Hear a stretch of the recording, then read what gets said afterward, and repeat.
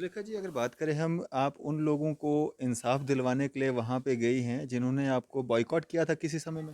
जी, वो होता है ना कि उन्होंने अगर बायकॉट किया है लेकिन उनके बायकॉट की वज़ह से आज हम इस मुकाम पे हैं। अच्छा। आज यहाँ पे इस पोज़ीशन पे अदरवाइज़ मैं भी वहाँ पे होती, मेरी शादी हुई होती शायद तब ऐसा कुछ हो सकता था।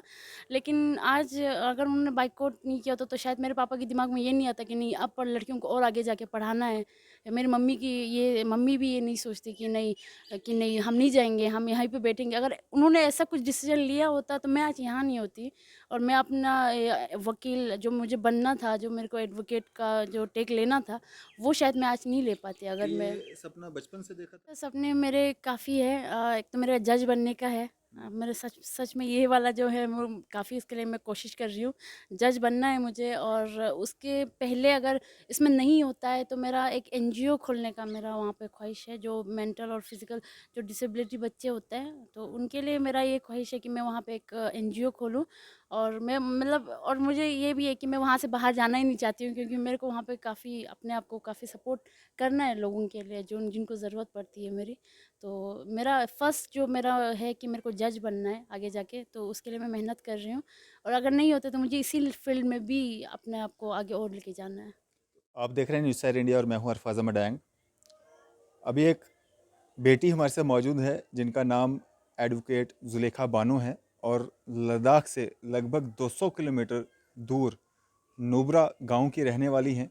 और जुलेखा बानो से एडवोकेट बनने तक का सफ़र, बचपन से लेकर के आज तक का सफ़र, जब ये एडवोकेट हैं और वहाँ की जो परेशानियाँ इनको जो सामना करना पड़ा, इनको भी, इनकी फैमिली को भी, क्योंकि वहाँ पे बच्चियों को पढ़ाने का जो है रिवाज नहीं था। और इसका नतीजा इनको ये भी भुगतना पड़ा कि इनको जो है वहाँ से गांव वालों ने जो है, गांव से भी एक तरह से अगर कहा जाए कि बाइकआउट कर दिया।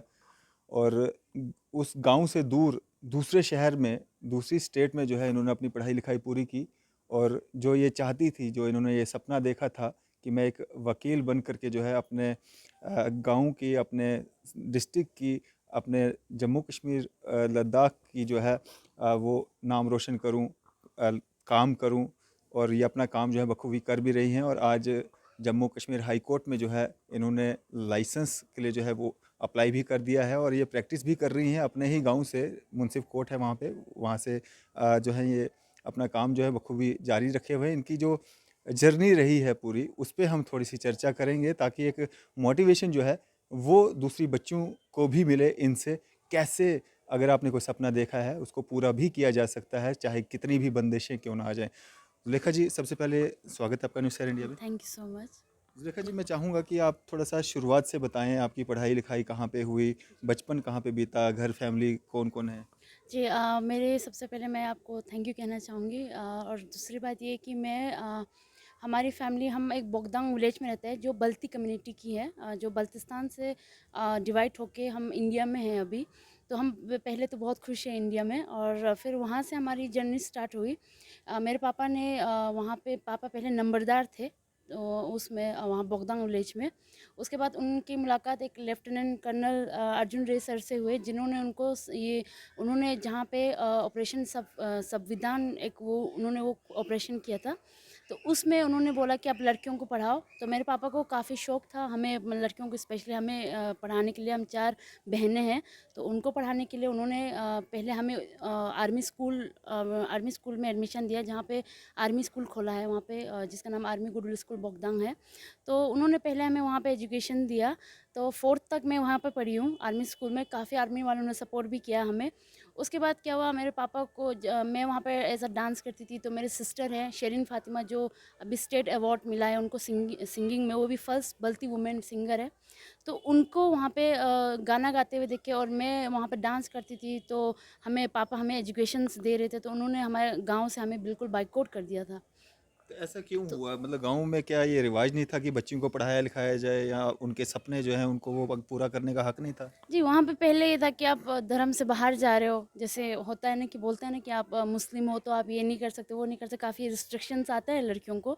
तो हमें भी ऐसे ही हुआ और फिर हमें हमारे मस्जिद जाना बंद कर दिया। हमारे दादाजी से उन्होंने जो प्रसाद होती है वो छीनने शुरू कर दिया। जब दादाजी मस्जिद जाते थे हमारे, तो हमें तुगरुक कहा दुकान जाता से है जी जिसे। हाँ, तो हमारे गाँव में हमें मतलब राशन पानी जो दुकान से माचिस की जो वो होती है डिब्बी, वो भी देना बंद कर दिया था वहाँ से। अच्छा। तो पापा ने बोला कि नहीं, इस तरह हम यहाँ पे बर्दाश्त नहीं करेंगे, और पापा हमें, मैं और भाई को लेके हम सब गए थे देहरादून।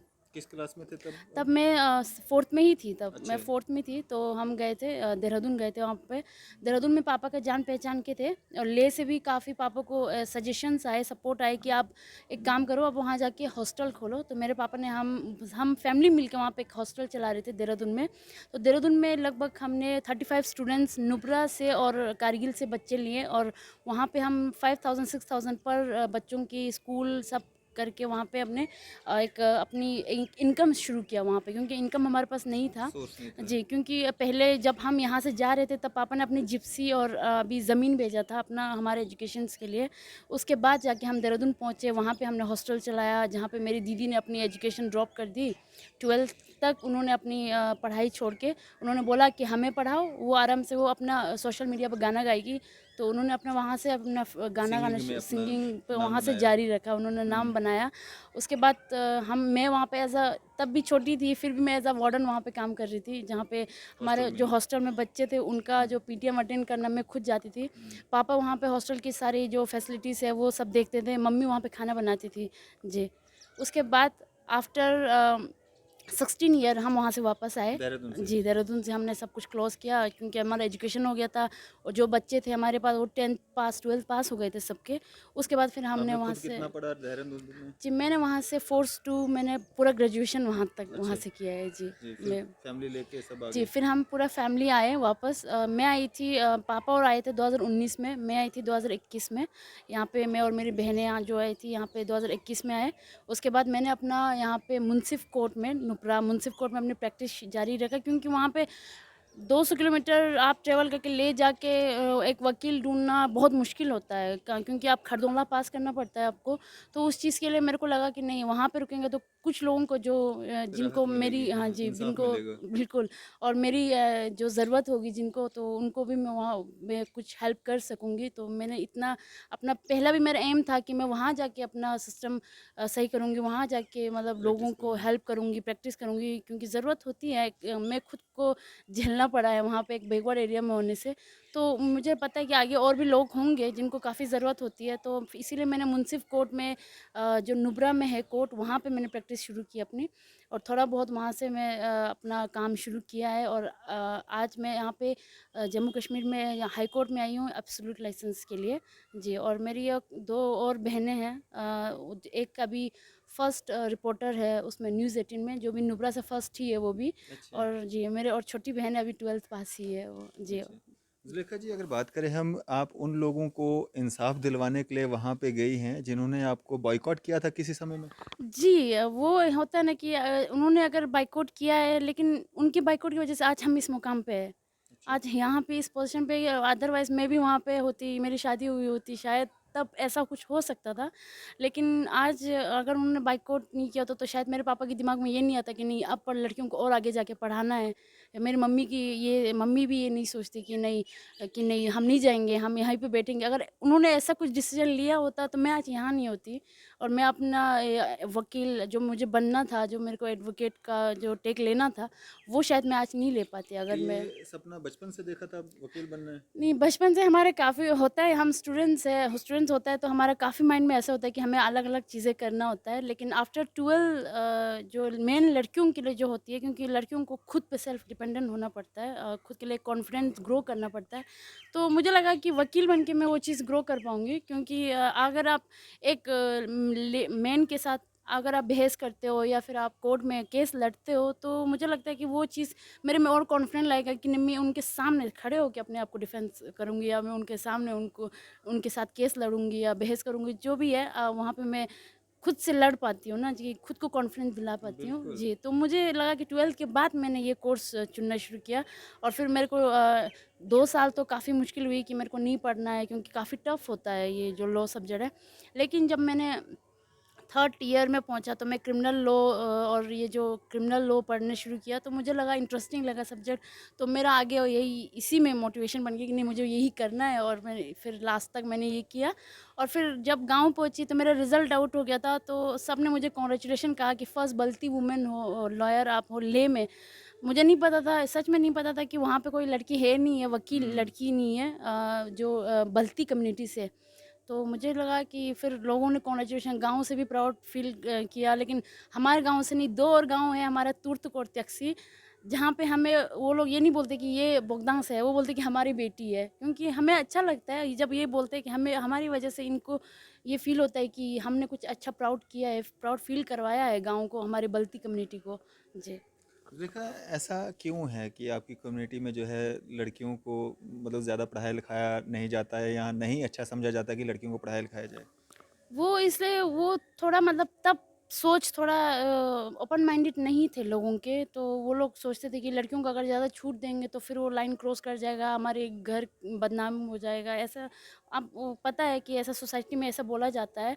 अगर आप लड़कियों को ज़्यादा छूट देते हो तो फिर वो कुछ गलत रास्ते पे चुनेगा या फिर गलत रास्ते पे जाएगा। लेकिन ऐसा नहीं है कि अगर आप एक बार लड़कियों को समझना शुरू करें ना, तो अगर आप अपनी लड़कियों को घर पे पढ़ाते हो तो आपके पूरे घर एजुकेटेड है। अगर नहीं पढ़ाते हो तो फिर वो आपके लिए बहुत ही ज़्यादा वो हो जाता है, क्या मतलब नेगेटिविटी में चले जाता है। आप उनको इतना स्ट्रिक्ट करते हो, इतना कंट्रोल करते हो ना कि आप सब करते हैं। लड़कियों को काफ़ी कंट्रोल किया जाता है कि आप नहीं जा सकते, अकेले कहीं नहीं जा सकते, आप अकेले ये नहीं कर सकते, वो नहीं कर सकते। तो ये मेरे जो पापा हैं उन्होंने आज तक हमें फ्रेंडली बात किया है बहुत अच्छे से। एज़ अ पापा तो वैसे भी पापा के नाम से वैसे स्ट्रिक्ट होता है, लेकिन एज़ अ फ्रेंड उन्होंने हमें समझा है। जो हमें करियर चुनना है वो हमें मतलब उसी करियर पे भेजते हैं। पूरा सपोर्ट रहा जी, आपका। बहुत सपोर्ट किया है। तो मेरे माँ-बाप से यही रिक्वेस्ट करना चाहूँगी कि लड़कियों को सपोर्ट करिए। इन एक बार उनसे अगर आप ओपनली बात करोगे कि आप कैसे मतलब ओपनली आप बात करोगे कि तुम्हें क्या करना है आगे। ये नहीं कि आप किसी का रिश्ता आता है आप ज़बरदस्ती उनसे जोड़ दो या फिर आपको उनको घर से बाहर जाना बंद कर दो, नहीं आगे नहीं पढ़ना है, तुम कॉलेज जाके ये करोगे, वो करोगे। ऐसा नहीं, अगर आप एक उनको बस समझने शुरू करोगे तो वो आपको प्राउड फ़ील कराएगा लड़कियाँ। स्पेशली लड़के इतना नहीं होता है, लेकिन लड़कियाँ होती है एक बार माँ-बाप के लिए ना वो लोग आगे जाके बहुत प्राउड फ़ील करवाता है लड़कियों को। तो सपोर्ट करना चाहिए। सपोर्ट करेगा तो आपको उनसे बैक टू बैक वो मिलेगा, अचीवमेंट मिलेगा। अगर आप सपोर्ट नहीं करोगे तो आप कैसे एक्सपेक्ट कर सकते हो कि वो आपको देखे या फिर आपको प्राउड फील कराए?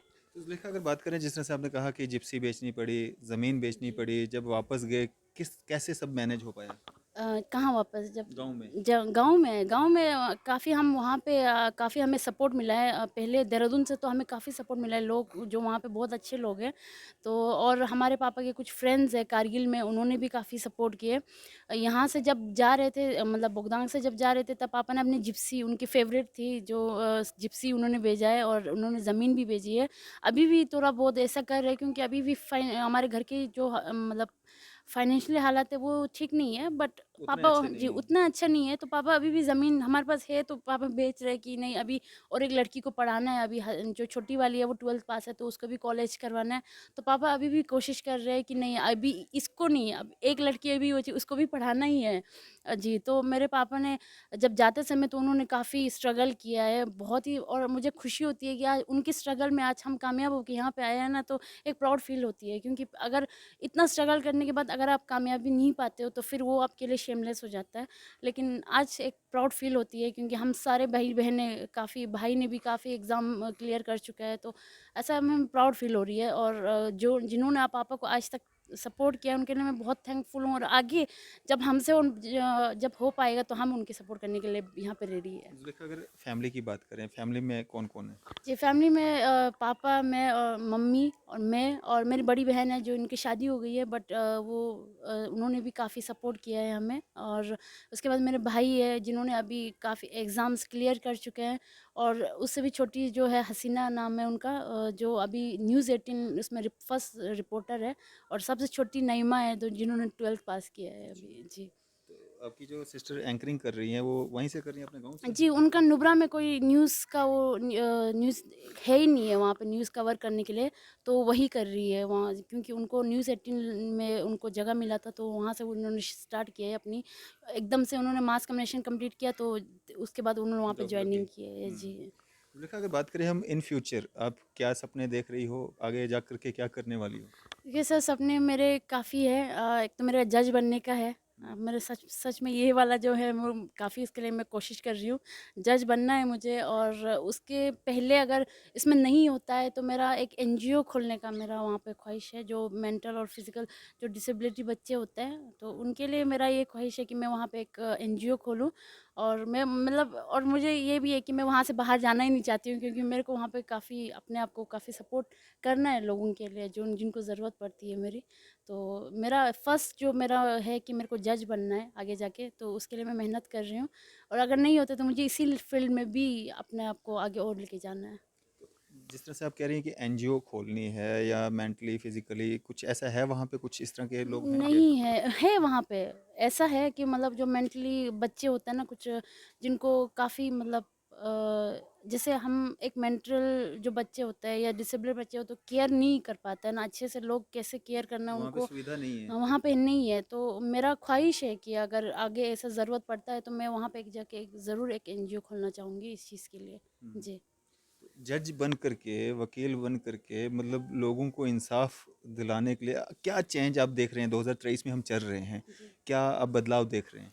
बदलाव सबसे पहले तो मैं तुरतुक त्याक्सी विलेज है, जो लास्ट जो बॉर्डर विलेज है थांग तुरतुक त्याक्सी में, काफ़ी डेवलप्ड हो चुका है। वो लोग ने काफ़ी, उन्होंने एजुकेशंस को काफ़ी इंपॉर्टेंस देना शुरू किया है। उनके फील्ड बहुत अच्छे से, लड़कियां या जो भी है सब, कोई नर्सिंग में है, कोई डॉक्टर है, तो अच्छा लगता है, अच्छा फील होता है कि इतना चेंजेस आया है वहाँ पे। हुँ। क्योंकि पहले इतना चेंजेस था नहीं, पहले काफ़ी वहाँ पे लोगों को डिस्क्रिमिनेट, स्पेशली लड़कियों को डिस्क्रिमिनेट किया जाता था, भेदभाव करना ये सब तो काफ़ी होता था, अब यहाँ पे है नहीं है। मानसिकता में बदलाव आया है। जी, बहुत लोग, बहुत ही चेंजेस हुआ है। हमारे गाँव में भी काफ़ी लड़कियाँ अभी पढ़ रही है बाहर, तो अच्छा लगता है कि हाँ, पढ़ रही है। होप सो वो आगे जाके मेरे से भी आगे जाए, वो और भी ज़्यादा अपना नाम कमाए, या उनकी कोशिश कभी, उनके जो वो लोग यहाँ पे आए हैं जिस चीज़ के लिए, तो वो उसमें हिम्मत करके ना अपने आप को जितने भी स्ट्रगल करना पड़ जाए उसको तोड़ के बस आगे पहुँच जाए, और अपने आप के मुकाम, जिस मुकाम पे वो जाना चाहते हैं वहाँ पहुँच जाए। ये मेरी विशेस है उनके लिए, जो लड़कियाँ हमारे गाँव से या तुरसुत टैक्सी से बाहर आई है। जी। जज बन करके आप लोगों को किस तरह से इंसाफ दिलाएँगे? जैसे आप देखते हैं कि फाइलें तो बहुत सारी पड़ी हैं, जी, जी। केसेस पेंडिंग पड़े हुए हैं बहुत लंबे समय से। कुछ बदलाव इसमें भी होना चाहिए, लॉ डिपार्टमेंट में भी कुछ बदलाव होने चाहिए। लॉ डिपार्टमेंट में मैं जब केस वहाँ पे मैं जब केस लड़ रही थी, तो वहाँ पे हमारा सर थे, वंगियाल सर, जिन्होंने मुझे काफ़ी सपोर्ट किया, क्योंकि वकील वहाँ पे और थे नहीं, मैं किसी के अंडर काम नहीं कर रही थी, तो सर ने मुझे काफ़ी सपोर्ट किया। तो मेरा ये है कि मतलब लॉ तो उन्होंने खुद ही लॉ बनाया हुआ है, तो मैं क्या उसमें चेंजेस लाऊंगी, लेकिन मेरा मेरा जो वो नहीं है मतलब जज चेंज बनने का। करने की ज़रूरत है, चेंज होना नहीं, चाहिए। अभी नहीं, अभी ये जितना है उतना सही है, जो भी पनिशमेंट दिया है या जो भी लॉ रूल्स बनाया है हुँ। वो सही है, क्योंकि आजकल लोग समझना ही नहीं चाहते, रूल्स समझना ही नहीं चाहते, वो रूल से बाहर जाना चाहते हैं। तो मुझे लगता है कि जो भी लॉज दिए गए हैं और जो भी राइट्स दिए गए हैं सबके लिए, वो बिल्कुल सही है। पर मेरा जो है, मैं आगे जाके जब बनना चाहूँगी, तो मेरा ऐसा है कि जो भी लोग क्राइम करके आ जाता है ना, जो कोई कंप्लेन करके आ जाता है, हमें नहीं पता है कि किसने क्या किया है। जिसने कंप्लेन किया है, हो सकता है उसने पहले अपनी लड़ाई शुरू किया हो, तो हम एकदम से जो विक्टिम जो वहाँ पे एक्यूज्ड है, हम एकदम से जज नहीं कर सकते। तो मेरा ये है कि तब तक मैं उनको इक्वली ट्रीट करना चाहूँगी। एंड में जब पता चलेगा हाँ ये गिल्टी है, या ये इसी ने किया है, या इसी ने गलत किया है, तब जाके वो मैं उसको जज करूँगी, हाँ तुम हो। तो मेरा ख्वाहिश यही है, मैं सबसे ज़्यादा इसी पॉइंट पे फोकस करती हूँ कि मेरे को आगे जाके ऐसा करना है बोल के। जी। बिल्कुल। ज़ुलेखा क्या एक मैसेज रहेगा आपका आम जनता के लिए, ख़ासकर बच्चियों के लिए? बच्चों के लिए कि आप पहले अपने माँ-बाप को समझाओ आपको करना क्या है लाइफ में, और आप उनसे फ्रैंक हो जाओ, आप अपनी बातें शेयर करो, क्योंकि बाहर वाला नहीं समझेगा, लेकिन अगर आपकी फैमिली हो तो वो ज़रूर समझते हैं। मैं चाहती हूँ कि आप लोग, जो वो ज़रूरी है कि लाइफ में आप लोग शादी करना है, आगे जाना है या किसी फैमिली बनानी है, वो ठीक है, लेकिन पहले खुद डिपेंडेंट हो जाओ, खुद अपनी पैरों पे खड़े हो, खुद अपना पैसा कमाने। किसी और पे डिपेंड रहना कब तक रहोगे आप? वो लाइफ में रहेगा या नहीं रहेगा आपको नहीं पता है, लेकिन इसका खुद ये कि हम खुद कमाना स्टार्ट करते हो तो हमारी वैल्यू हो जाता है, हमारा रिस्पेक्ट हो जाती है कि नहीं हमें किसी के साथ में नहीं नहीं कल वो कुछ देंगे, परसों वो कुछ देंगे, उस पे नहीं रहना है। खुद इतना मेहनत करोगे, खुद डिपेंडेंट हो जाए खुद के ऊपर और खुद कमाने लग जाए और खुद अपनी गाड़ी लेके घूमने लग जाए। होता है, काफ़ी ख्वाहिशें होती हैं, मेरी भी है कि मैं खुद की गाड़ी लाऊँ या फिर खुद से अपने पैसों से लाऊँ। बिल्कुल, तो बिल्कुल। लड़कियों को ये है कि प्लीज़ गर्ल्स पढ़ो यार, पढ़ना चाहिए क्योंकि एजुकेशन हमारे लिए बहुत ज़रूरी है। और काफ़ी मैंने लोगों को, लड़कियों को जिन्होंने शादी किया है, उनका स्ट्रगल देख रही हूँ। मैंने देखा है अपने गाँव में भी या काफ़ी आस-पास बहुत देखा है। हुँ, तो जब खुद पे डिपेंडेंट हो जाता है तो no one can say anything to you. आप खुद से कर सकते हो और लोग क्या कहेंगे, लोगों के कहना नहीं सुनना चाहिए। लोग पीठ पीछे बहुत कुछ कहते हैं। मेरे को मेरी फैमिली के खुद रिश्तेदारों ने मेरे पापा को ये बोला कि इसको क्या पढ़ाना है, सिर्फ लड़के को पढ़ाओ, लड़की को नहीं पढ़ाना चाहिए। तो मुझे काफ़ी वो हो जाता था कि नहीं, ये ऐसा कैसे बोल सकते हैं, क्यों नहीं पढ़ सकती मैं। तो मैंने उनको दिखाने के लिए खुद पहले मेरा ये था कि मैं उनको दिखाना ही ये है, तो मैं अपने आप पढ़ाई में काफ़ी मैं ना बैक आई हूँ, ना फेल हुई हूँ, कभी नहीं हुई हूँ। तो काफ़ी मैंने अपनी मेहनत से उनको दिखाया। आज वो लोग मेरे पे आते हैं, मेरे खुद के रिश्तेदार जिन्होंने मुझे पढ़ाने से मना किया, उनका केसेस मेरे पास आता है। तो एक प्राउड फ़ील होता है कि नहीं, आज ये लोग जिन्होंने मुझे इतना बोला था, आज मैं उनके सामने खड़ी हूँ। बिल्कुल। एक प्राउड फ़ील होता है। तो बस सब लड़कियों को स्पेशली मैं और पेरेंट्स को ये मैसेज देना चाहती हूँ कि आप एक बार अपने बच्चों के साथ फ्रैंक हो जाओगे या फ्रेंडली आप उनसे बात करोगे तो वो आप उनको सपोर्ट कर पाओगे। और जैसे मेरे पापा ने मेरे को सपोर्ट करके आज मैं इस मुकाम पे हूँ, तो हो सकता है कल आपकी लड़की भी हो। और ये एक प्राउड मोमेंट हो जाती है, अपने घर पे एक लड़की आपके लिए इतना कामयाबी लेके आता है, इतना नाम रोशन करता है, आपका आपका नाम रोशन हो जाएगा। तो मेरे हिसाब से लड़कियों को सपोर्ट करिए, उनको आगे पढ़ाइए। शादी में ऐसा ऐसा नहीं, ऊपर वाले ने किसी को बनाया होता है तो वो लकीली आपकी लाइफ में आना है, तो उससे पहले उनको खुद पे डिपेंड होना सिखाइए। बस, थैंक यू। बिल्कुल। चलें ज़ुलेखा, हमारी शुभकामनाएँ आपके साथ हैं और जो भी आपने सपने देखे हैं, आप मेहनती हैं और उम्मीद करेंगे आपके सारे सपने जो हैं पूरे होंगे। जी, थैंक यू सो मच। चलें, तो ये थी हमारे साथ एडवोकेट ज़ुलेखा बानो जी। आपकी इस सब पे क्या राय है? अभी अपनी राय जो है ज़रूर साझा कीजिएगा। इसी तरह की मज़ीद अपडेट्स के लिए आप देखते रहें न्यूज़ सैर इंडिया। मैं अरफाज़ अहमद डैंग, कैमरामैन शाहनवाज़ के साथ।